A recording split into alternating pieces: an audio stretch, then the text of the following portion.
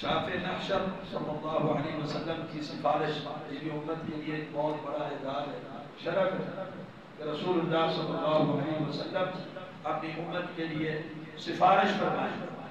اس حوالے سے بھی چند گزارشات کا آخری سوال، وہاں پر ایک اور شرف امت کو ملے گا، وہ ہے جب میدان محشر کی سختی تو آپ نے سنی ہوئی ہے کہ کس قدر اس کی طوالت ہوگی، لمبا ہوگا، دیکھو 50,000 سال کا، پھر سورج بالکل سر کے قریب، اور اس میں تپش بھی بہت زیادہ، تپش بھی زیادہ، قریب بھی ہے، اور اللہ رب العالمین کے عرش کے علاوہ کوئی سایہ بھی نہیں ہے، وہ کچھ نہ خوش نصیب ہے جنہیں وہ سایہ میسر ہو، اور لوگ اپنے اعمال کے بقدر پسینے کے اندر شرابور ہو، کچھ ٹخنوں تک پسینے میں ڈوبے ہوئے، پسینہ بہہ رہا ہے ان کے ٹخنوں تک، کچھ گھٹنوں پر، کچھ کمر پر، کچھ تو گھوٹے لگا رہے ہوں گے اپنے پسینے میں، اس قدر ان کا پسینہ بہہ گیا۔ اتنی سختی اور اتنی شدت اور اتنی طوالت اور اتنی گرمی والا تپش والا وہ دن ہوگا جس کے اندر بہت خوف اور دہشت بھی ہوگی۔ تو اس امت کے لیے ایک اعزاز ہے، اس شدت، گرمی کی شدت میں اللہ کے رسول صلی اللہ علیہ وسلم کو اللہ نے ایک حوض عطا کیا جس کا نام ہے حوض کوثر۔ اس حوض سے نبی علیہ السلام اپنی امت کے لوگوں کو وہ پانی پلائیں گے، وہ جام پہ، یہ بھی بہت بڑا شرف ہے۔ بعض خوارج اور کچھ منافقوں نے اس کا انکار کیا، حالانکہ حوض کے متعلق کثرت کے ساتھ احادیث موجود ہیں۔ حافظ ابن حجر اسقلانی علیہ رحمہ نے فتح الباری کے اندر ذکر کیا ہے 30 سے زائد صحابہ نے حوض کوثر کی، وہ جو جنت کا نہر ہے یا حوض ہے حشر کا، اس کی روایات میں 30 سے زائد صحابہ نے روایت کی، جن میں سے 20 صحابہ کی روایت صرف صحیح ہے، بخاری اور مسلم میں 20 صحابہ کی روایات ہیں حوض کوثر کی، مجموعی طور پر 30 سے زائد صرف صحابہ اس روایت کو اور حوض کوثر کے مسائل کو بیان کرتے ہیں، جس کا انکار نہیں کیا جا سکتا۔ تو اللہ سبحانہ و تعالیٰ نے قرآن مجید میں اس کا تذکرہ فرمایا ہے، سورہ نمبر 108، اعوذ باللہ من الشیطان الرجیم، بسم اللہ الرحمن الرحیم، انا اعطیناک الکوثر، بے شک ہم نے آپ کو کوثر عطا فرمایا۔ کوثر سے کیا مراد ہے؟ کوثر سے 3 مفسرین نے اس سے مراد لیے ہیں اور تینوں اس میں شامل ہیں، تینوں چیزیں اس میں شامل ہیں، یہ نہیں کہ اندر کوئی تعارض ہے کوئی ایک اچھی شامل ہو، تینوں کی تینوں موجود ہیں اس کے اندر۔ ہم نے آپ کو کوثر عطا کیا، کوثر کثرت سے کہ آپ کو خیر کثیر عطا فرمائی، بہت زیادہ خیر آپ کو ہم نے عطا فرمائی۔ اس میں آپ کے لیے تسلی تھی کہ جب آپ کے معاندین اور مخالفین نے عرض حیات کم کرنے کے لیے ایڑی چوٹی کا زور لگا دیا ہے اور ہر طرف وہ اپنا زور لگا رہے ہیں، کبھی الزام تراشی، کبھی کس طرح، کبھی کس طرح، تو آپ پریشان نہ ہو، اللہ نے آپ کو خیر کثیر عطا فرمائی، انا اعطیناک الکوثر، خیر کثیر بہت ساری، دین، اسلام، توحید، جنت، مقام محمود، دنیا کے اندر کی خیر، آخرت کی ساری خیر، ساری خیر کثیر اپنے آپ کو دے، جو خیر کثیر آپ کو عطا فرمائی ہے دنیا میں کسی کو نہیں، وہ کسی کو خیر کثیر نہیں۔ اور صحیح بخاری میں حدیث نمبر 4966 یہ معنی بیان کیا سیدنا عبداللہ بن عباس رضی اللہ عنہ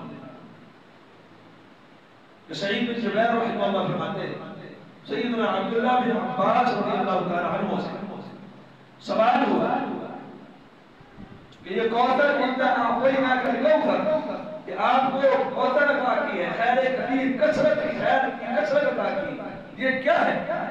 فرمایا هو الخیر الذی اعطاہ اللہ ایاہ، یہ وہ خیر ہے جس خیر کی کثرت اللہ نے آپ کو عطا کی، جتنی بھی خیر ہے رسول اللہ صلی اللہ علیہ وسلم کو اللہ نے عطا کی ہے، یہاں وہ مراد ہے، ساری کی ساری خیر مراد آدیش کہ آپ کو خیر کثیر عطا کیا. تو کہتے ہیں میں نے کہا سیدنا جبیر رحمہ اللہ سے کہ لوگ تو کہتے ہیں جنت کی نہر جس کا نام کوثر، صرف خیر کثیر نہیں، جنت کی ایک نہر جس کا نام کوثر ہے، اس سے مراد تو وہ ہے. لوگ تو یہ کہتے ہیں ہاں وہ تو اسی میں شامل ہے. خیر کثیر کے اندر حوض کوثر بھی تو شامل ہے، نہر کوثر بھی تو شامل ہے. تو یہ حوض کوثر بھی شامل ہے، اس کے علاوہ خیر بھی شامل ہے.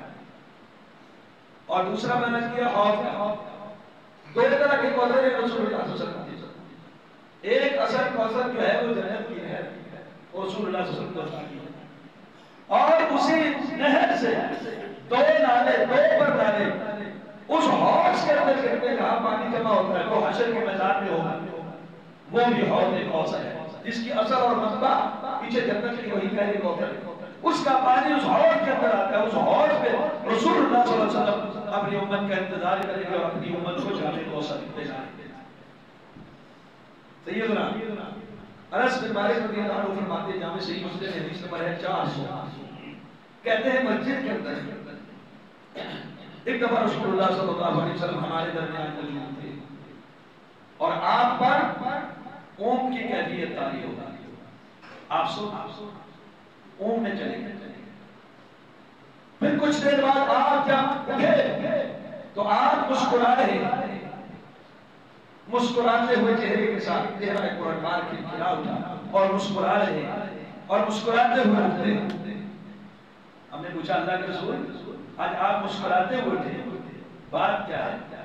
کہا انزلت علیہ آنفا سورۃ، ابھی مجھ پر ایک سورت نازل ہوئی، ابھی میرے اوپر ایک سورت کا نزول ہوا ہے. پھر آپ نے وہ سورت پڑھی، بسم اللہ الرحمن الرحیم، انا اعطیناک الکوثر فصل لربک وانحر ان شانئک هو الابتر. پھر آپ نے پوچھا اتدرون ما الکوثر، جانتے ہو کوثر کیا ہے؟ کہا اللہ اس کے رسول جانتے ہیں کوثر کیا ہے. کہا ہوا نہر فإنه نار بعدنیہ ربی عز وجل، یہ ایک نہر ہے، جنت کی نہر جو میرے اللہ عز وجل نے مجھ سے وعدہ کیا ہے. اللہ نے وہ مجھے عطا کرنے کا وعدہ کیا ہے، جنت میں آپ کو نہر، یہ نہر کوثر جو ہے عطا کی ہے. وہو حوض، اور یہ نہیں کہ صرف مجھے عطا کیا ہے حوض، اور اس پر مسکرا. وہو حوض ترد علیہ امتی یوم القیامہ، میری امت کے لوگ اس حوض کے اوپر وارد ہوں گے. میرے بعد میری امت کے لوگ وارد ہوں گے. وہ کون سی جگہ ہے؟ وہ حوض ہے، حوض کوثر. اس کا اللہ نے مجھ سے وعدہ کیا. تو یہ حوض کوثر بڑا شرف ہے. رسول اللہ صلی اللہ علیہ وسلم کا حوض، اللہ سے دعا کرے اللہ ہمیں بھی یہ عطا کرے. جامع صحیح البخاری حدیث نمبر 6581، انس بن مالک رضی اللہ عنہ اس کے روایت کر رہے ہیں. فرماتے نبی کریم صلی اللہ علیہ وسلم فرمایا بینما انا مسیر فی الجنت، میں جنت میں سیر کر رہا تھا تو میں نے ایک نہر دیکھی جس کے کنارے ایسے موتی ہیں جو اندر سے کھوکھلے اور وہ موتی لگے اور اس کے گرد و نواح کناروں پر. میں نے پوچھا جبریل یہ کیا ہے؟ یہ جو حوض یہ سائڈوں پہ موتی ہے یہ کیا ہے؟ فرمایا ہوا الکوثر الذی اعطاک اللہ، یہ وہ کوثر ہے جو اللہ نے آپ کو عطا کیا.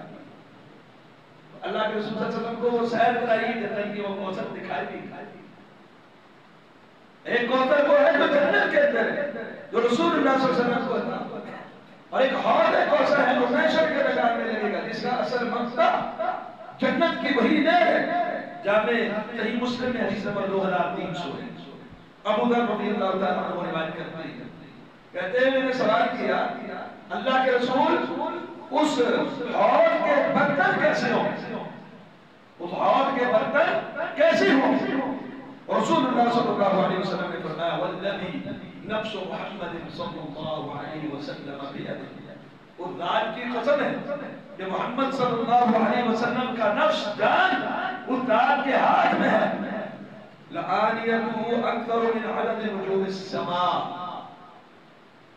اور ایک کوثر کے جو برتن ہوگے نا اپنی تعداد اور اپنی چمک میں، اپنی تعداد اور اپنی چمک میں، دمک میں، روشنی اور ضیاء میں آسمان کے ستاروں جتنے ہوتے ہیں۔ اور آسمان کے ستارے بھی کب؟ جب سیاہ اندھیری رات ہو اور کوئی بادل نہ ہو، کوئی بادل نہ ہو، صاف ستھرا آسمان ہو اور سیاہ اندھیری رات ہو، تو آسمان کے ستارے کس طرح چمک رہے ہوتے ہیں اور ان کی تعداد کوئی گن سکتا ہے؟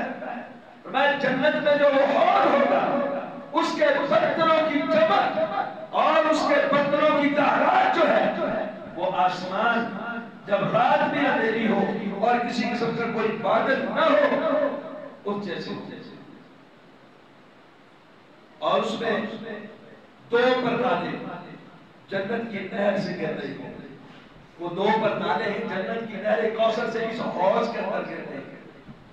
اور پھر فرمایا یہ جنت کے بندر من شرب منها لم يظمأ آخر الرحل، محشر کے میدان میں حوض کوثر سے نکلنے والے پردانوں سے اس حوض میں جو پانی آ رہا ہے اور رسول اللہ صلی اللہ علیہ وسلم کہا جو بھی اس سے پیے گا وہ محشر کا جتنا آخر تک اس کے اوپر معاملات آئیں گے اس کو کبھی پیاس نہیں لگے، جو بھی اس وقت سے پیے گا آخر تک اسے پیاس محسوس نہیں ہوتی۔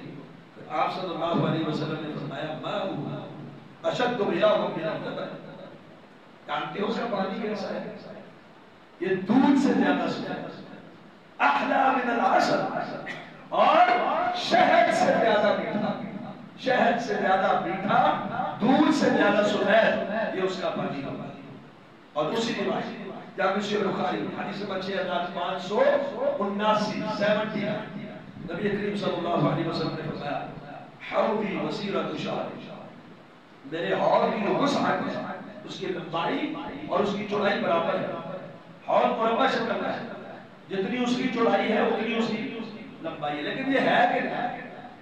آپ نے حوضی وسیرۃ شہر، میرا حوض وہ حوض کوثر جو ہے یہ ایک ماہ کی مسافت تک پھیلا ہوا ہے، یعنی اگر کوئی سفر کرے ایک مہینہ سفر کرے، جتنی جگہ وہ طے کرتا ہے نا اس طرح بھی اور اس طرح بھی، یہ حوض کوثر کی یہ ایک مہینے کی مسافت کا سفر یہ حوض کوثر کی چوڑائی پر ہے۔ حوضی وسیرۃ شہر، اس کی وسعت ایک مہینے کی مسافت ہے۔ اللہ، اب یہ ایک مہینے کا سفر کتنا بنتا ہوگا آپ بتانا ہوگا۔ اب پھر فرمایا ماؤہ ابیض من اللبن، دودھ سے زیادہ اس کا پانی سفید، ریحہ اطیب من المسک، اور اس کی خوشبو کستوری سے بھی زیادہ عمدہ، کستوری سے زیادہ عمدہ اس کی خوشبو، اور اس کے برتن آسمان کے ستاروں جتنے ہوں گے۔ من شرب منها لم يظمأ ابدا، جو اس سے ایک بار پیے گا ہمیشہ اس کو پیاس نہیں۔ پہلی روایت میں لفظ ہے نا اس بتا محشر کے آخر تک اس پر جو بھی معاملات گزریں گے پیاس نہیں آئے، اس گرمی اور شدت کو بھی رہ کریں گے، اس سورج کی تپش کو بھی رہ کریں گے۔ جو ایک بار محشر کے میدان میں حوض کا وہ ایک جام پی لے گا، اللہ نے عنایت فرمایا اسے آخر تک پیاس نہیں ہے۔ اور اس روایت سے مطابق لم یظمأ ابدا، ہمیشہ ہمیش کے لیے پیاس اسے محسوس نہیں۔ الگ بات ہے جنت کی نہروں سے شراب بھی پیے، پانی بھی پیے، دودھ بھی پیے، شہد بھی پیے، سب کچھ کرے، لیکن اس کو پیاس محسوس، پیاس کا احساس ایک جام حوض کوثر کا پی لینے سے اس کی ہمیشہ کی پیاس کا پیاس ہے۔ یہ بہت بڑی کامیابی ہے۔ سلسلہ الاحادیث الصحیحہ حدیث نمبر 3087، اس حدیث کا ایک ٹکڑا ہے، نبی علیہ الصلوۃ والسلام نے فرمایا فمن ورد افلح، جو شخص حوض کوثر پر آ گیا، وارد ہو گیا، میرے پاس آ گیا، جام کوثر اس نے پی لیا، کامیاب ہو گیا۔ وہ لوگ کامیاب ہیں جنہیں اللہ یہ سعادت عطا فرمائے گا کہ رسول اللہ صلی اللہ علیہ وسلم کے اس حوض سے وہ پانی پی سکے۔ اس لیے دعا بھی کرنی چاہیے، محنت بھی کرنی چاہیے، کوشش بھی کرنی چاہیے۔ نبی کریم صلی اللہ علیہ وسلم نے فرمایا انا فرطکم علی الحوض. 7,050 نمبر روایت ہے جامع صحیح بخاری میں، اور اس مضمون کی کئی احادیث ہیں بخاری اور مسلم. فرمایا انا فرطکم علی الحوض، حوض کے اوپر میں تمہارا پیش رو، تم سے پہلے جانے والا. مطلب کیا ہے؟ عرب کے نا پرانے قبیلے کے جو لوگ ہوتے تھے، جب وہ کسی جگہ کا سفر کرتے تھے تو انہوں نے راستے میں کسی جگہ طے کرنا ہوتا، وہاں وہ خیمے لگا کے پڑاؤ ڈال دیتے تھے. اور پڑاؤ کیسی جگہ پہ ڈالا جاتا تھا جہاں سہولیات ہو، جگہ اچھی ہو، پانی کا چشمہ ہو، دیگر سہولیات ہو. اور میں ایک شخص کو پہلے لے کر جاتا تھا، وہ پہلے جا کر ایسی مناسب جگہ کو تلاش کرتا جہاں پڑاؤ ڈالنا ہے. قافلہ پیچھے سے آ رہا ہے، یہ پہلے پہنچ گیا تیز رفتاری کے ساتھ، اور وہ پہلے جا کر وہاں پر اس جگہ کو بھی صاف کرتا تھا جہاں پانی کا چشمہ ہوتا تھا، حوض منڈیریا بنا لیتا تھا، اس کی صفائی کر لیتا تھا تاکہ جب قافلہ آرام سکون سے پینے کا انتظام ہو جگہ صاف ہوتی. اس کو کہتے تھے فرد. اپنے قبیلے، قوم اور قافلے سے پہلے آگے پہنچ کے جاتے. اور نبی علیہ السلام کیا فرما رہے ہیں؟ انا فرطکم، میں تمہارا فرد ہوں، تم سے پہلے جا کے انتظام کرنے والا ہوں. کہا علی الحوض، حوض کے حوض، اس حوض کے اوپر وارد ہونا، پہنچنا، جانا یہ سعادت و کامیابی ہے. لیکن کچھ لوگوں کو روک دیا جائے گا، وارد نہیں ہو سکتے. وہ کون لوگ ہیں؟ وہ لوگ ہیں جنہوں نے دین کے اندر بدعات کو رواج کیا. بہت ساری حدیث ہیں، یہ جو حدیث مسلم کی، بخاری کی آپ کے سامنے رکھی ہے. نبی کریم صلی اللہ علیہ وسلم فرماتے ہیں میں اس حوض کے اوپر سے پہلے جانے والا ہوں، تمہارا فرد اور میری امت ہی کے کچھ لوگ آئیں گے ان حوض پر پانی پینے کے لیے، لیکن ان کو نا دور کر دیے جائیں. بعض روایات میں الفاظ بھی موجود ہیں، جس طرح کسی شخص کے اونٹ دوسری چراگاہ میں چلے جائیں نا، ان کو گھسیٹ کر دھکے دے کر باہر نکال دیے جاتے ہیں، اسی طرح ان کو بھی کھینچ کر دور کر دیا جاتا ہے. فرشتے ان کے سامنے آگ بن جائے. نبی علیہ السلام فرمائے گا میری امت کے لوگ ہیں، ان کو آگے آنے دو، یہ میرے حوض سے پانی پیے. جواب کیا ملے گا؟ انک لا تدری، اے حبیب آپ نہیں جانتے، آپ نہیں جانتے، یہ آپ کی امتی کہتے ہیں آپ نہیں جانتے ماذا احدثوا بعدک، کہ آپ کے بعد انہوں نے دین کے اندر کتنی تبدیلیاں کی، کتنے زیادہ اضافے کیے ہیں. تو دین کے اندر اضافہ اور بدعات جو ہے یہ حوض کوثر سے محروم کرنے والا ہے. یہ خطرناک بات ہے. ہم معمولی سمجھتے خیر ہے چلنے دو، کچی روٹی پکی روٹی ساری زندگی اپنے پڑے، مر گیا تو یہ کر لو، شادی تو یہ کر لو. دین کا بیڑا پر کو ہے، بدعات آ گئے، سنت فوت ہو جائے کوئی پرواہ نہیں. اور کہتے خیر باپ دادا باپ معاشرہ قبیلہ لوگ طرح طرح کے بہانے بنائے، لیکن یہ نہیں سوچتے میرا مستقبل خراب ہو جائے، میں حوض کوثر کا وہ جام نہیں پی سکتا. جب بدعات کے اندر پڑ گیا اپنا نقصان ہے، کس کا نقصان؟ میں کیا کہتا ہوں لا تدری ما احدثوا بعدک، آپ نہیں جانتے کہ آپ کے بعد دین پر انہوں نے کتنی کتنی بدعات جاری کی. اور اسی طرح مرتد بھی، جو شخص دین سے چھوڑ دے وہ بھی حوض کوثر میں وارد ہو نہیں سکتا.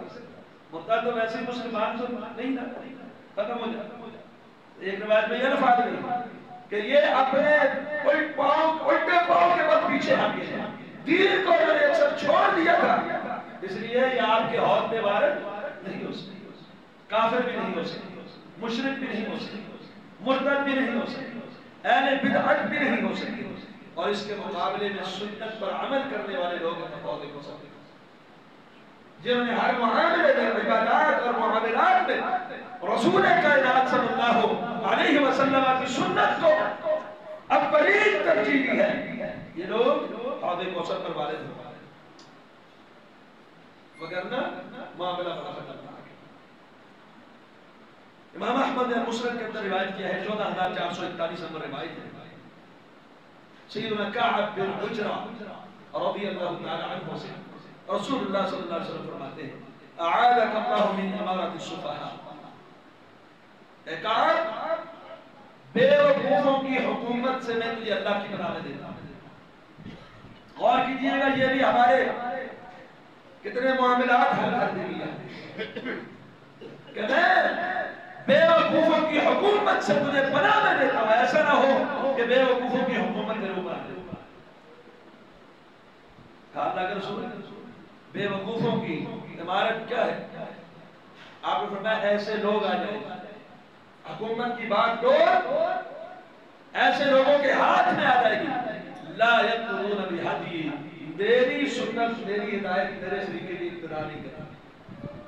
اے آج آپ کے ملکوں میں رسول اللہ صلی اللہ علیہ وسلم کی سنت ہدی ابتدا ہے اس کی نظام میں، حدود میں، معیشت میں، معاشرت میں، سیاست میں، کسی بھی معاملے میں، عدالتوں میں، قضایا کے اندر، کسی بھی جگہ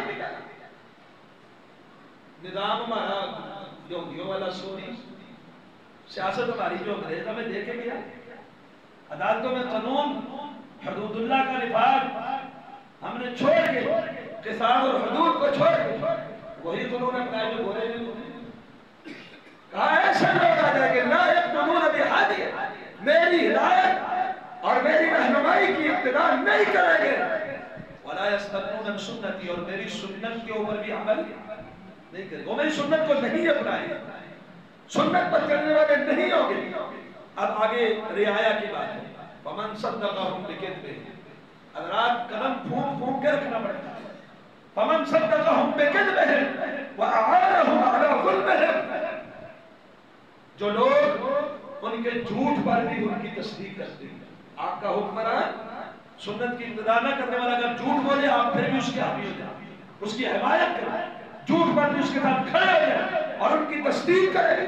وَأَعَانَهُمْ عَلَىٰ ظُلْمِهِمْ، جب وہ ظلم و تشدد کرے، آپ ان کی معاملت کرے، ان کی سپورٹ کرے، میں ایسے لوگ مجھ سے نہیں نامے ان سے، فَإِنَّهُمْ لَيْسُوا مِنِّي وَلَسْتُ مِنْهُمْ، یہ بے وقوف اور گمراہ حکمرانوں کی ظلم کے اوپر ان کا ساتھ دینے والے، ان کے جھوٹ کی تصدیق کرنے والے، وہ میرے ساتھ نہیں، میں ان کا نہیں، وہ میرے نہیں۔ اللہ، ان کا مجھ سے کوئی تعلق نہیں، میرا ان سے کوئی تعلق نہیں۔